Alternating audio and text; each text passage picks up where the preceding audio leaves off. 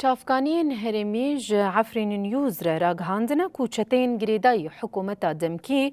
ده ایواری پشتی توبارانا آواهیه که نشت جهین لتاخا شیخ مقصود کمکوژیه که لهمبری مالباته که پیک آنینه هروکی چتین گریدای حکومت دمکی 5 جوان سویل این کرد با آوهی که کومی اعدام کرنه. لگوی چافکانیان ده توباران ده تواهی مالباته که 6 کسان ده ناو ده 3 زاروک دما کومالاوان را سراس هاتیه هدف گرتن هاتنه کشتن. ناوین قربانیین کو حتی نها هاتنه دست نیشان کرن اوین امین رشو باوه زینب امین رشو کچا امینه هروکی شریفان حسن جی جنا کوری امینه هروکی جبلی 3 زاروکان جی کو ناویوان هینا نهاتنه وشاندن هروها چتین گریدای حکومت دمکی 5 جوان سویل این کرد لتاخا اشرفیه یا حلبی با آوائه کی کمی دق